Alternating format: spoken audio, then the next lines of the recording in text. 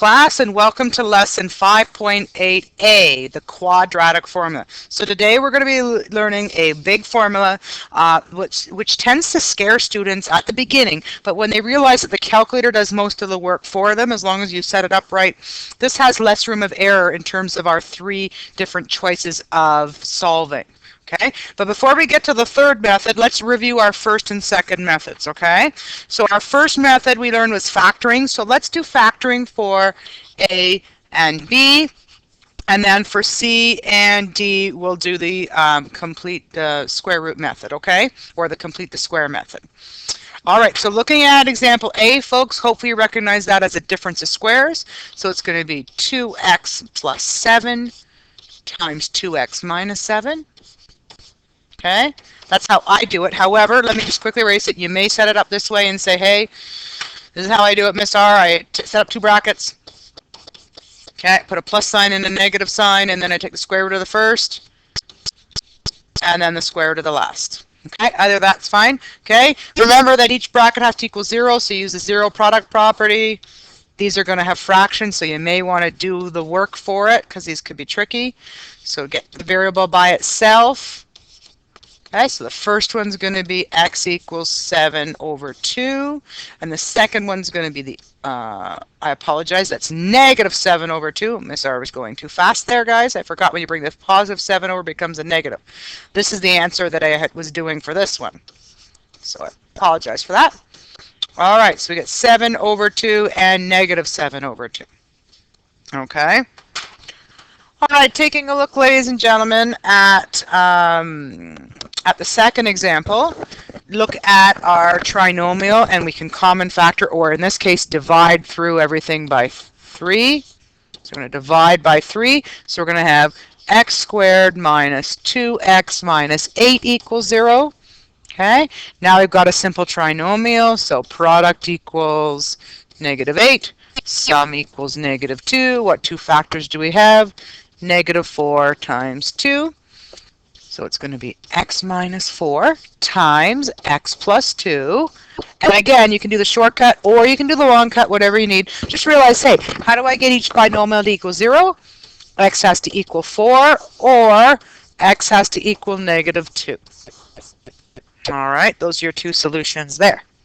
All right, so for C, folks, we're going to do the square root method, okay? Why? Because it's already got an expression squared. So you want to do the opposite of it.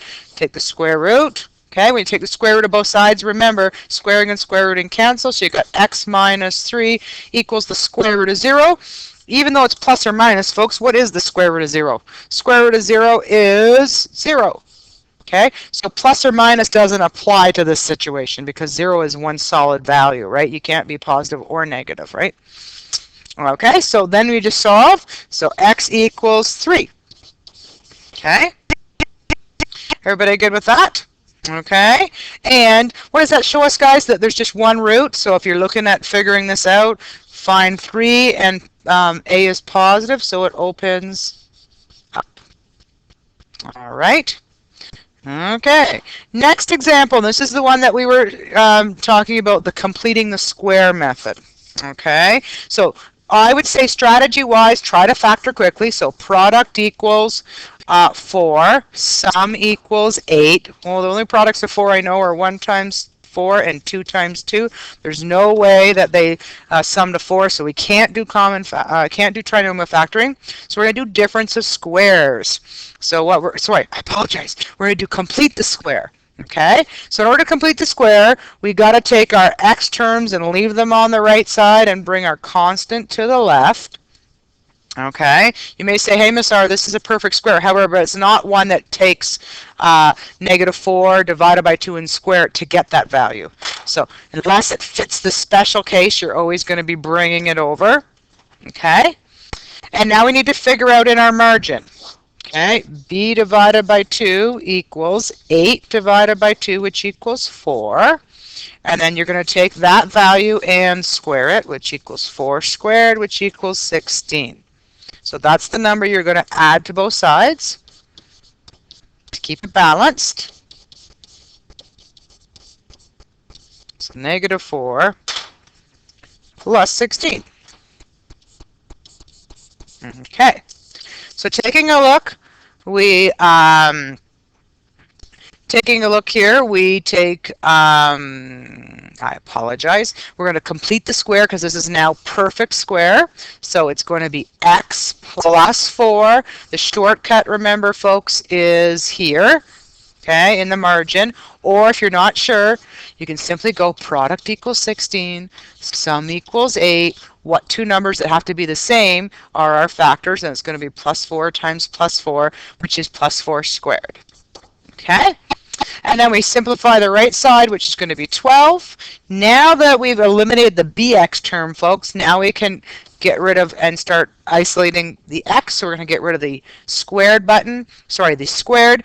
So you do the opposite of that, which is a square root. Okay, so squaring and square rooting cancel out. So you've got x plus 4 equals plus or minus root 12. Let's bring the 4 over, guys. I think that's probably a better method. Most people tend to like that. So it's negative 4. Then you split it into your two cases. So you've got x equals root 12 minus 4, or x equals negative root 12 minus 4. Okay? So we've got x equals root 12 minus 4, which is, sorry, my fault, negative. Okay? So that equals approximately negative 3.54. We rounded 2 decimal places. And the second answer, ladies and gentlemen, is going to be negative 7.46. So there are 2 answers. Now, folks, I don't normally do this, but I am going to throw in another example here, because I want you to just be aware of it, because it's going to be coming up today, and I want to see if you can take a look at this. So we're going to try another example. And this has a special outcome, which we haven't taken a look at, and it's kind of like getting us ready for today. So I wouldn't have expected you to figure this one out on your own, but I want you to visualize it with, or do it with me. Okay, so first of all, we want to solve this. We can try doing our product and sum. So product equals 48, sum equals negative 8, sorry, negative 10, my fault. Okay, our only factors that are close, what we got? 1 times 48, no. 2 times 24, no. 4 times 12, no. 3 times 19, nope. And our next one is 6 times 8. None of these are going to get me negative.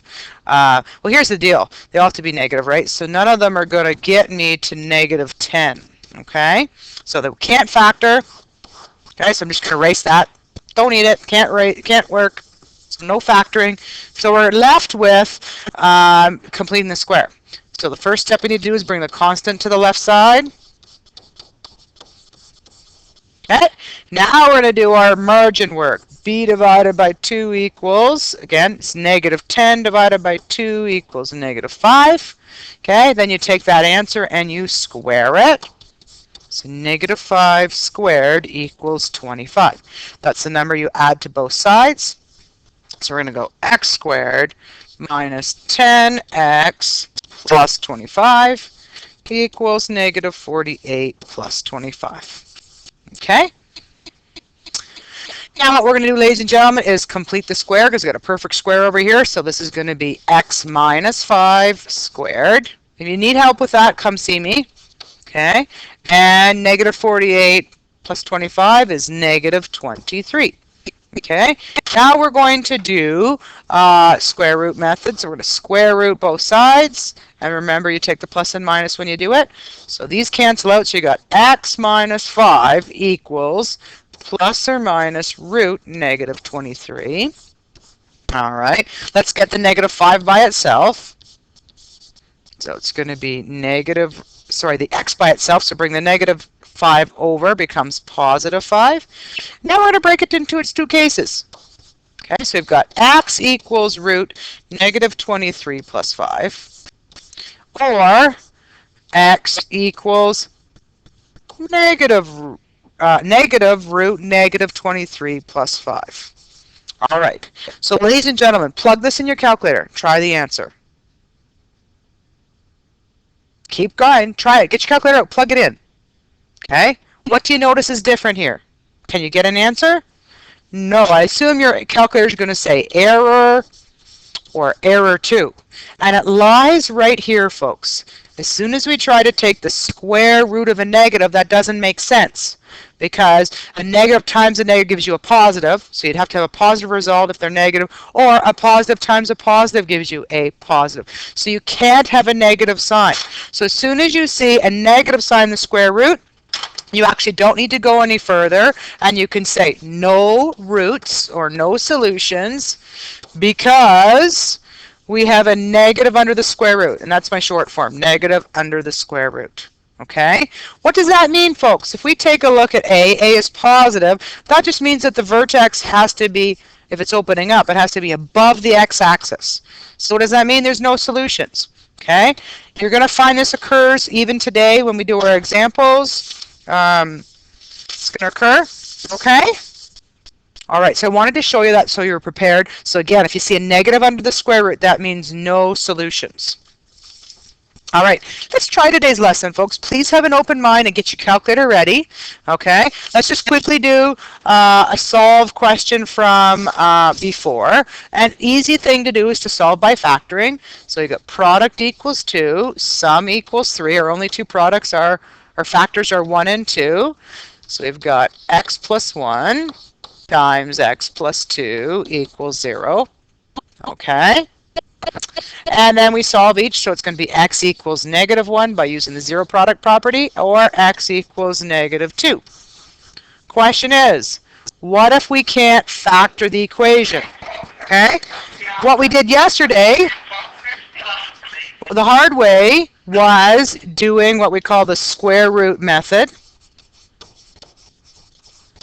And when you had the square root, you also had to, in some cases, complete the square. So you had to complete the square before you could do the square root method, right? So you had to complete the square. Remember, that's when you have that bx term. So that's a little tricky. That's the hard way, okay? So what we can do, folks, is our third method. And our third method is the quadratic formula. And it works for all quadratic equations, ones that are factorable, ones that aren't factorable, okay? It'll give you the answer, all right? So the formula is right here, folks. I will provide it on a test. You won't have to have it memorized, but because you use it so often, by the end of this unit or by the end of Unit 6, you're going to find this is pretty easy to memorize. You'll probably have it figured out, okay? And remember, A, B, and C are from your standard form, A, B, and C. Again, we let it equal to 0 because we are solving, because we let y equal 0. That's why. All right. All right, let's try the first example. We'll go slow with the first one. Okay. So taking a look at the first example, we look to factor out if we can, and we can't because A equals 1. So that's my first thing. Let's write down A equals 1. B, folks, equals negative 30, and C equals 225. Now, whatever your variables in the expression, we have x's in this case, so we're going to go x equals, now we're going to fill this in. So stay with me as we do this. It looks hard at the beginning, but once you get your calculator going to do the work, as long as you set it up correctly, your calculator does all the work for you. Okay, so negative b, which is negative 30, okay, plus or minus, there's that plus or minus symbol again, the square root of b squared minus 4 times a, which is 1, times c, which is 225. I'm just doing substitution here, folks. Something into the equation, divided by 2 times a, which is 1. Okay? We can simplify this, ladies and gentlemen. A negative times a negative becomes a positive, so just write down 30 plus or minus. Let's do our calculator. What is negative 30 squared? Plug it in and you'll get 900. Subtract, simplify the 4ac part, and you're going to get 900 as well. That's just one case. It doesn't always work out that way, guys. And 2 times 1 equals 2. Okay? Order of operations says we've got to work inside the bracket first, which is the square root.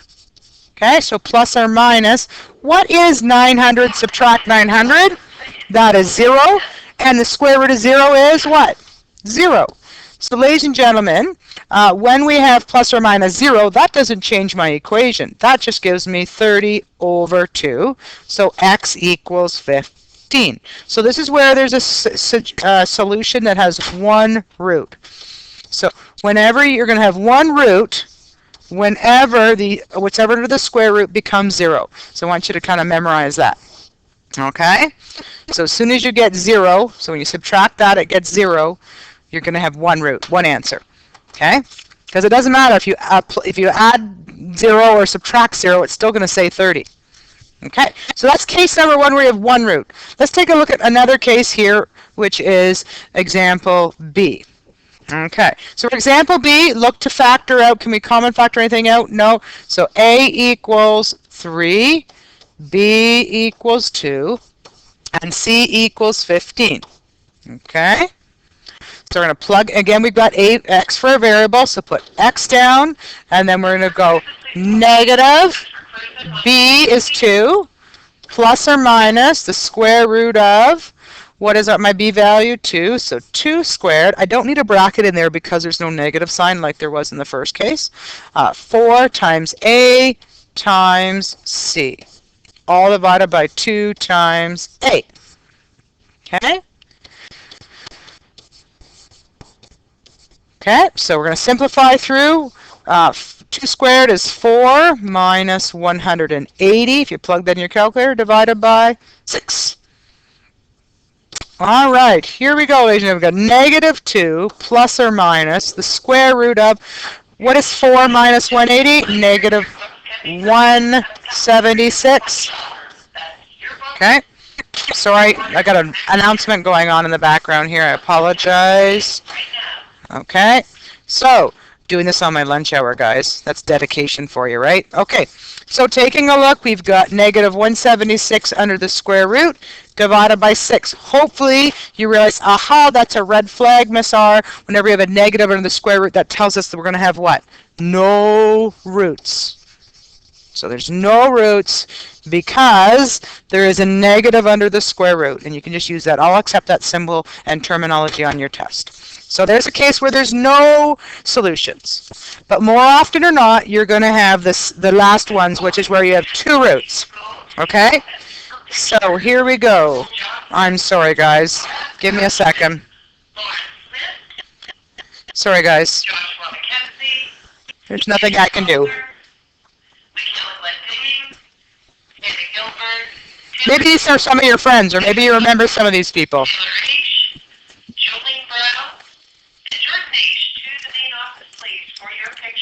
Okay, now we're back.